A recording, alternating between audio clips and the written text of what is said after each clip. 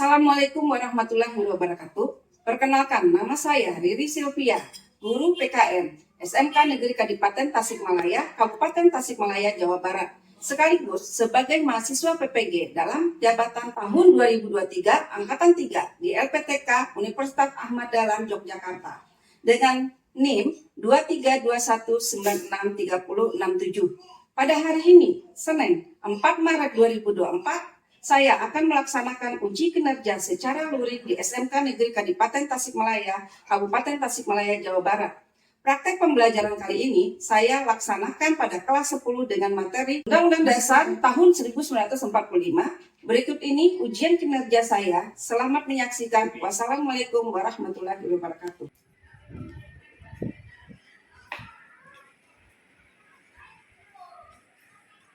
Assalamualaikum warahmatullahi wabarakatuh. Waalaikumsalam warahmatullahi wabarakatuh. Kabarnya sehat? Alhamdulillah.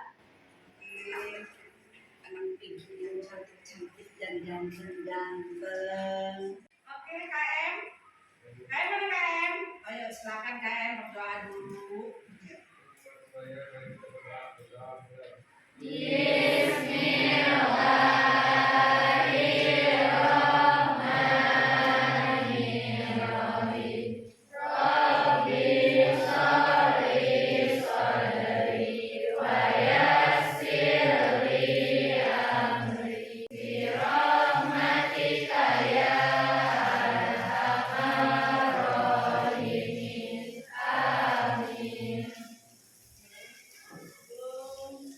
Kita lanjut ke pembelajaran kita dulu. Ibu absensi dulu ya. Untuk kehadiran, hadir semua? Tidak. Ada yang tidak hadir? Ada. Siapa yang sudah hadir? Sarli Nur Azizah. Kenapa Sarlinya? Hadir. Ada surat taktiknya ada? Ada. Oke. Pembelajaran ya. Oke, sebelum Ibu memulai pembelajaran kita hari ini ya, menyambung pembelajaran minggu kemarin, kita masih membahas tentang Undang-Undang Dasar 1945. Minggu kemarin kita sudah membahas tentang hierarki perundang-undangan. Ada yang ingat tentang hierarki perundang-undangan? Silakan. Ada yang ingat tentang hierarki perundang-undangan? Silakan. Apa itu hierarki?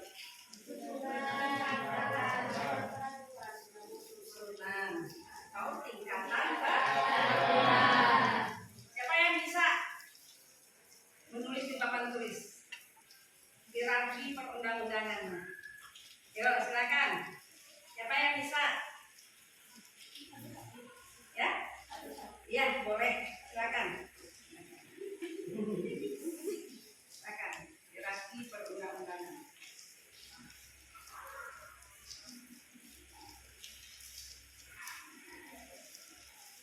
Oke, yang kedua, silakan.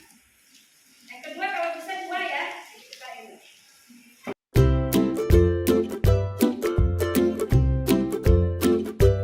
Yang ketiga, silakan. Siapa yang ketiga?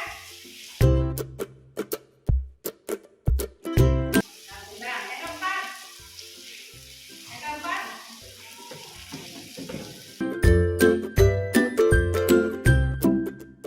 Yang kelima. Kita sampai yang kelima saja terakhir. Siapa? Yang kelima. Oke, bagus. Terima kasih ya atas pemahaman kalian untuk kemarin. Bapak sambuat kalian. Oke, sekarang kita masuk ke materi yang sekarang. Tapi sebelum itu masuk, Ibu mau kasih pertanyaan dulu nih buat kalian. Ya, pertanyaannya adalah ya, apa hubungan? Bagaimana hubungan yang seharusnya antar peraturan perundang-undangan? Apa? Mana? Menurut saya, hubungan yang seharusnya antar perundang-undangan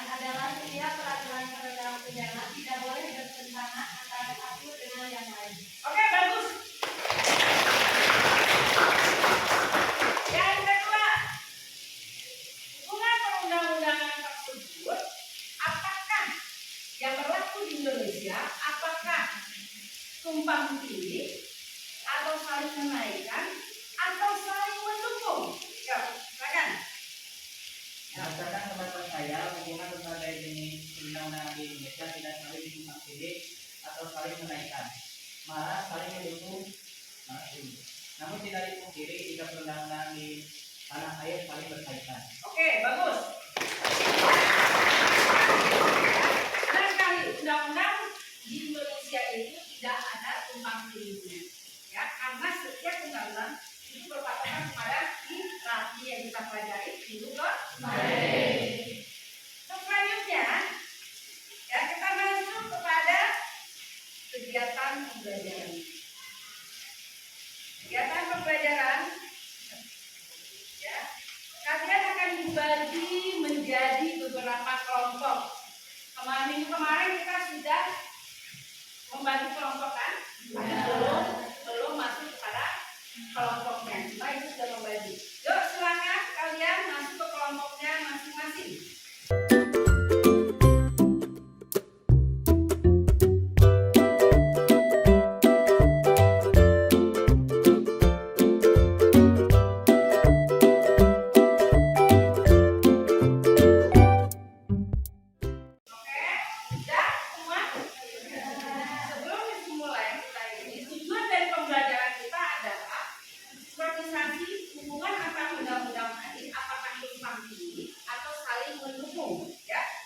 Tujuan pembelajaran kita hari ini adalah sinkronisasi hubungan peraturan perundang-undangan tersebut apakah tumpang tindih atau saling mendukung.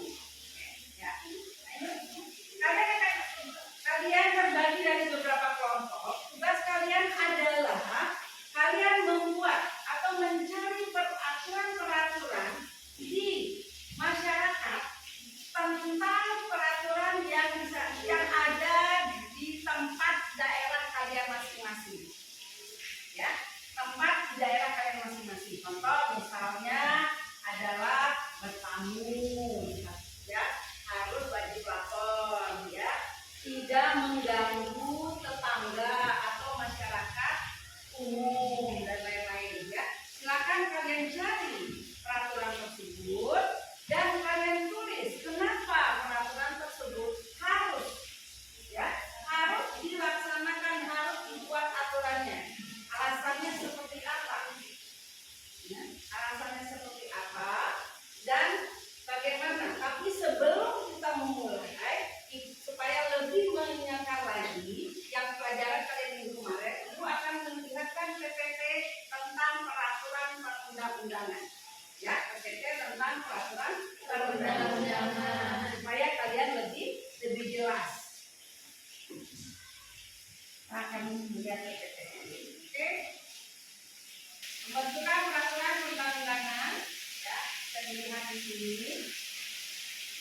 Peraturan perundang-undangan adalah pembuatan peraturan perundang-undangan yang mencakup tahapan perencanaan, penyusunan, pembahasan, pengesahan, penetapan, dan pengundangan, azas material dan azas formal, materi dan formal. Yang kedua, yang ketiga, pembentukan peraturan perundang-undangan di Indonesia hal yang mencakup azas formal, azas tujuan yang jelas. Jadi membuat perundang-undangan itu, peraturan itu harus ada tujuan yang jelas, ya. Azas organ atau lembaga yang tepat itu juga buat siapa, ya. Misalnya kalian nih tentang ekstrakurikuler, tujuannya berarti nggak mungkin dong peraturan tersebut dilakukan misalnya kerja apa ekstrakurikuler olahraga yang tidak ikut seni, nggak ngikutin, ya, nggak ikut dalam peraturan yang ada di organisasi olahraga. Jadi harus jelas, ya, azas organ lembaga yang tepat yang dibeli. Yang kedua, azas perlunya pengaturan. Coba kalian bayangkan kalau seandainya dalam sebuah organisasi tidak ada aturan, ya kan? Coba sekolah saja tidak ada aturan. Tadi yang kata ibu lembaga yang tepat, misalnya sekolah kita itu hanya berlaku aturannya hanya untuk siswa atau peserta didik yang ada di SMK Negeri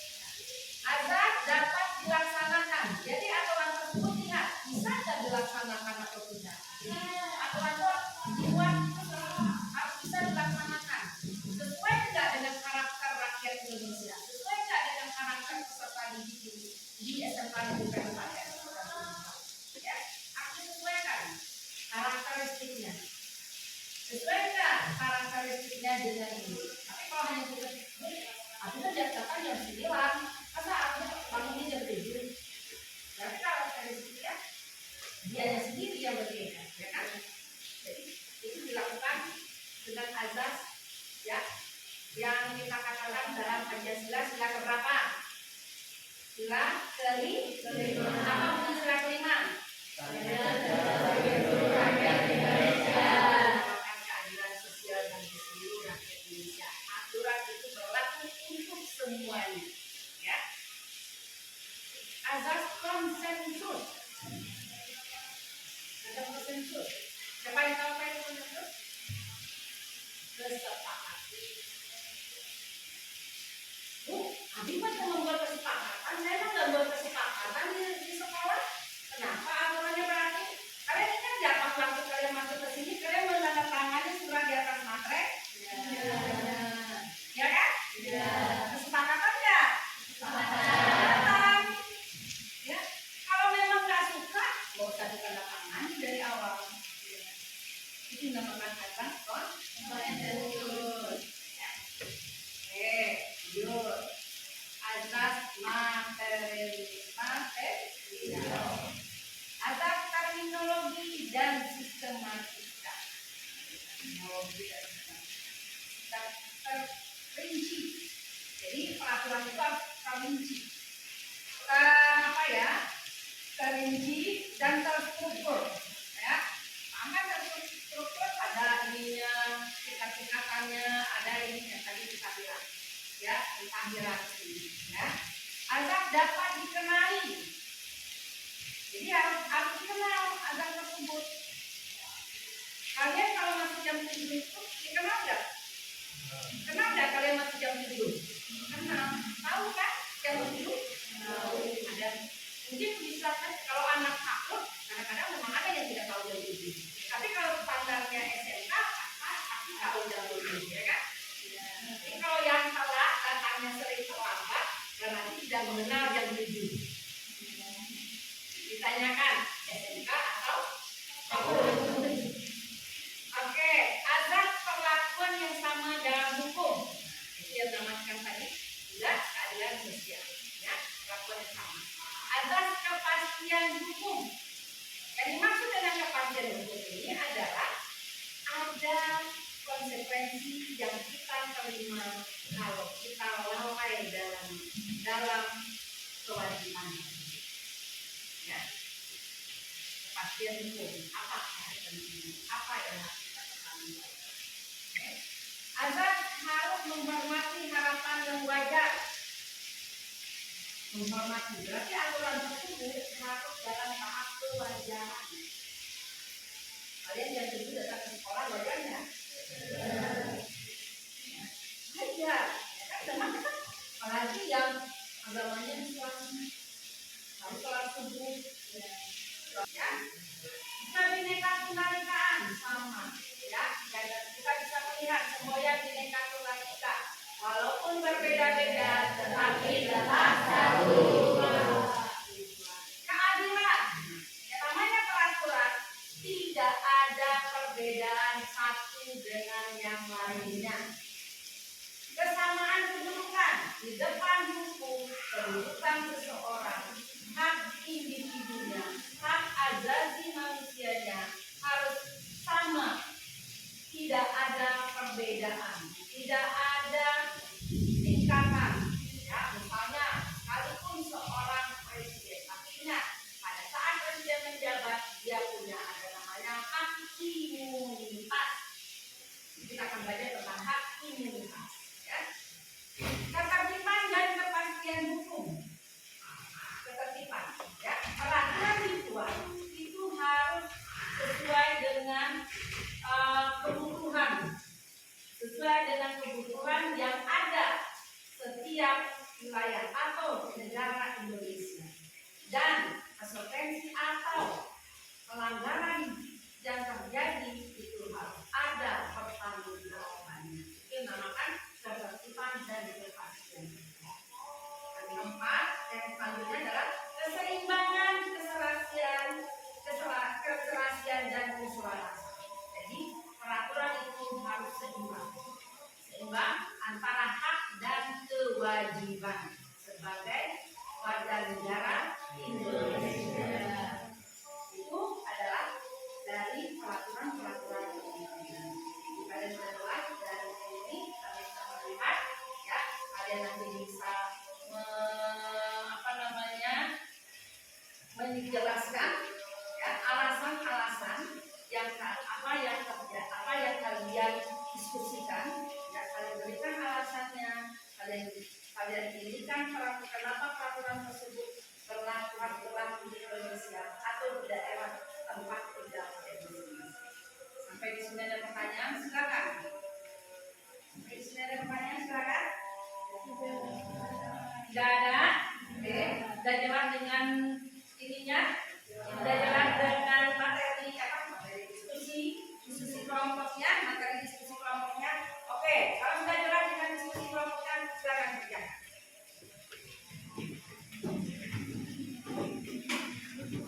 Kalau ada yang mau bertanya, silakan.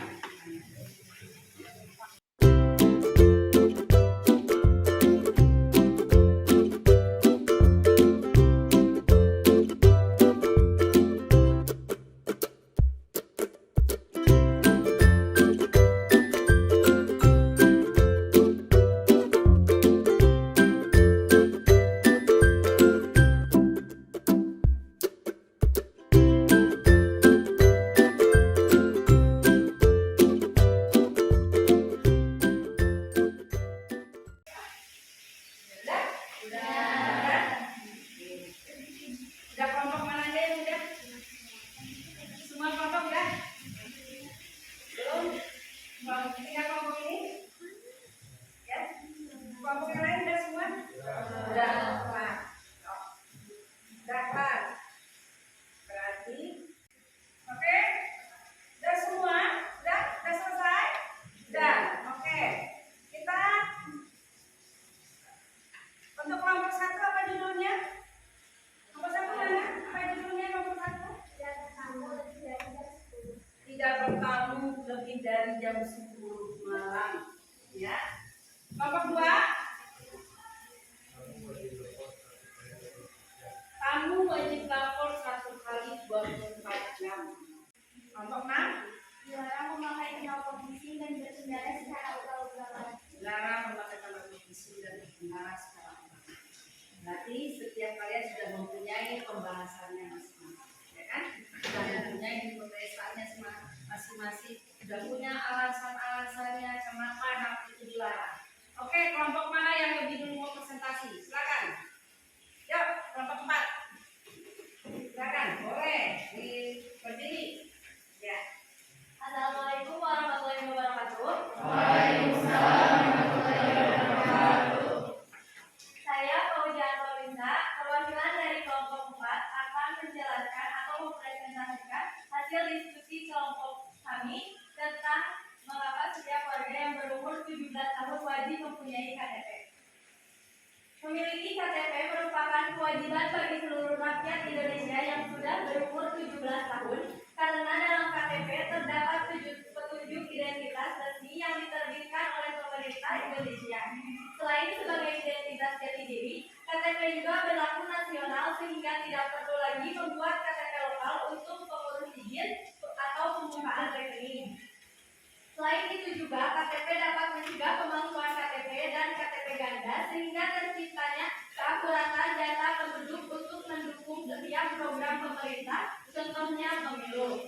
Sekian presentasi dari saya. Mohon maaf bila ada salah dan terima kasih atas perhatiannya. Wassalamualaikum warahmatullahi wabarakatuh.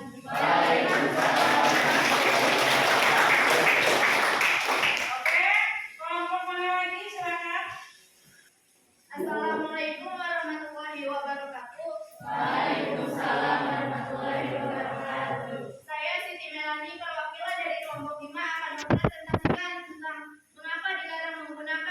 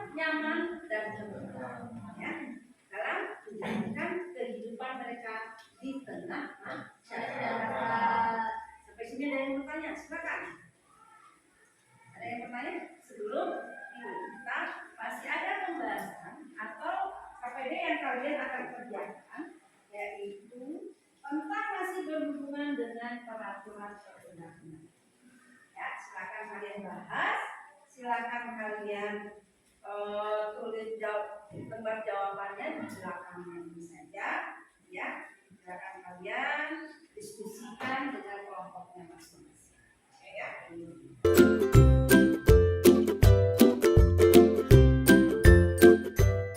Silakan kalian lihat di sana ada tentang materi pembelajaran hubungan antar peraturan perundang-undangan.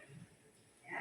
Nah, hubungannya adalah undang-undang tentang pembentukan peraturan perundang-undangan. Nah, di sini ada pertanyaan satu, tulislah tanggapan kalian, ya, kelompok kalian terkait dengan hubungan antar produk perundang-undangan yang ada di Indonesia. Yang kedua, berdasarkan pengalaman kalian, apakah hubungan berbagai jenis perundang-undangan saling mendukung, tumpang tindih, atau bahkan saling menaikkan? Yang ketiga, apa yang bisa kalian lakukan untuk mendorong harmonisasi hubungan antar perundang-undangan tersebut? Ya, ada yang belum paham dengan pertanyaannya? Silakan. Sudah paham? Silakan dikerjakan atau didiskusikan.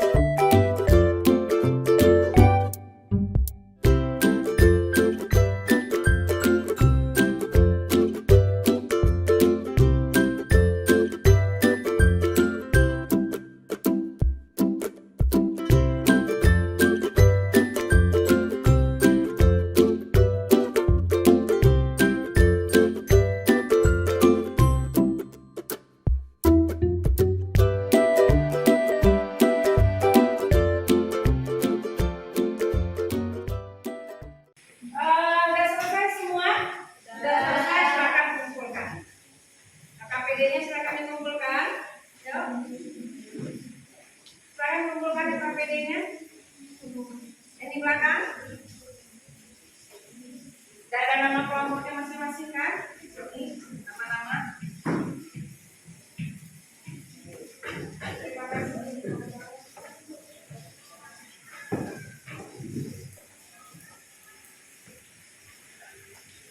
Sudah semua? Oke. Ini adalah penghujung dari pembelajaran kita hari ini. Ya. Jadi dari kita hampir 90 menit.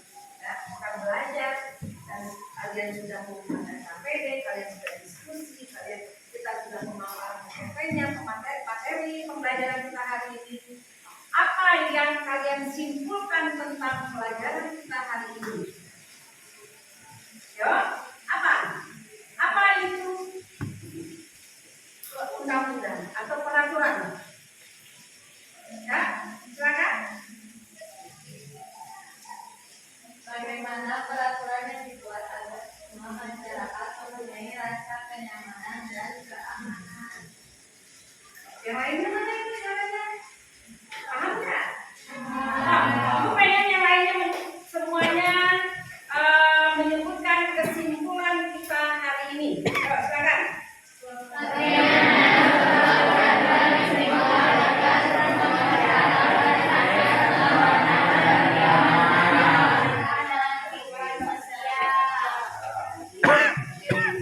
Peraturan itu dibuat adalah untuk tujuan kenyamanan, keamanan, dan keselamatan masyarakat. Dok, yang lainnya tadi? Kedua? Ada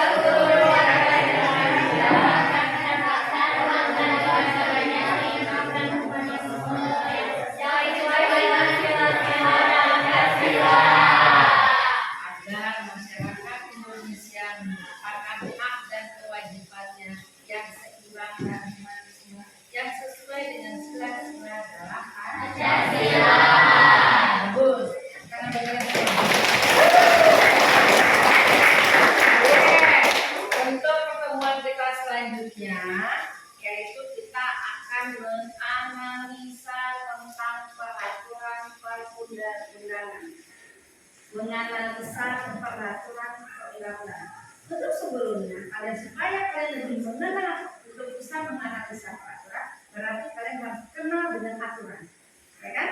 Dengan kenal dengan salah satu peraturan.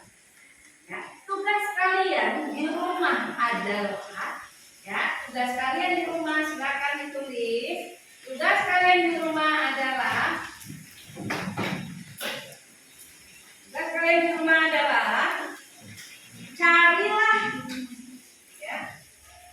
carilah salah satu peraturan yang ada di negara Indonesia atau peraturan secara nasional, baik itu peraturan secara ekonomi, politik, kesehatan, ya, sosial dan lain-lain. Dan kalian kaitkan peraturan tersebut dengan kehidupan kalian sehari-hari. Misalnya tentang peraturan kesehatan. Nah, kamu punya BPJS nggak? Punya. Bagaimana kaitan kesehatan? Ya, peraturan yang ada di BPJS tersebut, undang-undang BPJS tersebut, kaitannya dengan kehidupan kalian sehari-hari. Ya, bisa saja ada program-program pasti terjadi lah ya, atau peraturan tentang pendidikan, ya kan? Peraturan tentang pendidikan yang mengatakan wajib belajar 12 tahun, ya kan? Ya. Sekarang wajib belajar 12 tahun kan? Ya. Beberapa tahun yang lewat wajib belajar 9 tahun, sekarang 12 tahun. Tapi ada yang tidak 12 tahun, ada kan? Ada. Bagaimana kalian menghubungkan yang berkaitan? Ya kan? Sudah peraturan secara nasional. Ya, seluruh desa kabupaten itu peraturannya sama. Semuanya semua kalian harus wajib belajar 12. Kan? Ada pertanyaan? Silakan. Tidak ada? Oke. Kalau memang begitu, kita sudahi pembelajaran kita hari ini dengan membacakan Alhamdulillah. Terima kasih atas tensinya hari ini. Semoga kalian semua sehat, dan semoga kalian semuanya sukses. Semoga kalian semua menjadi orang-orang hebat. Dan semoga kalian menjadi apa yang kalian impikan, harapan dan cita-citakan itu tercapai. Amin. Terima kasih. Assalamualaikum.